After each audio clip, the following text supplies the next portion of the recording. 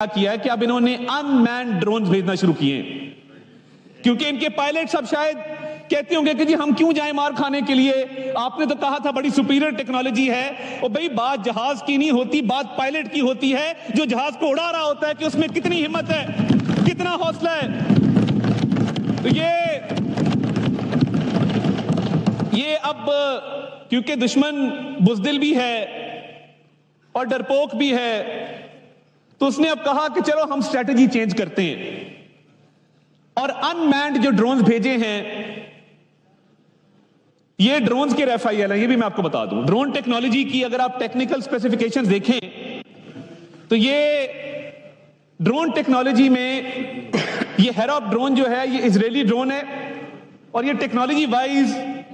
Drones کا ریفائل consider ہوتا ہے۔ تو مجھے آپ کو بتاتے ہوئے یہ خوشی محسوس ہو رہی ہے، ڈر گئے اور انہوں نے اپنے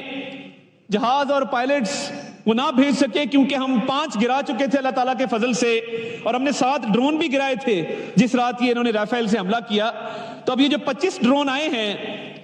جو یہ سمجھتے ہیں کہ جی بڑی top of the line drones ہیں، ہم نے 25 ڈرون کس طرح گرائے ہیں یہ بھی میں آپ کو بتانا چاہتا ہوں۔ کچھ ہم نے ان کو سافٹ ہٹ دی ہے کہ ان ڈرونز کا کو جیم کر کے گرایا گیا ہے، اور کچھ ڈرونز کو ہم نے ہارڈ ہٹ دی ہے کہ ہم نے ان کو اپنی ایئر ڈیفنس سسٹم سے ہٹ کر کے گرایا ہے۔ تو یہ جو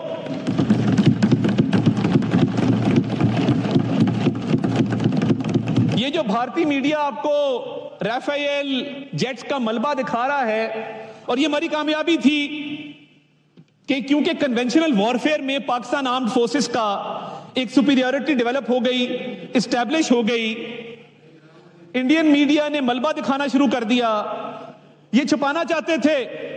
کہ یہ ملبہ نظر نہ آئے، مگر ملبہ جہاز کا کیسے چھپ سکتا ہے؟ تو انڈین میڈیا نے پوری دنیا کو دکھا دیا کہ پاکستان نے ہمارے جہاز گرا دیے ہیں۔ اب شرمندگی مٹانے کے لیے، خفت مٹانے کے لیے آپ 100 بہانے کر لیں، مگر یہ جو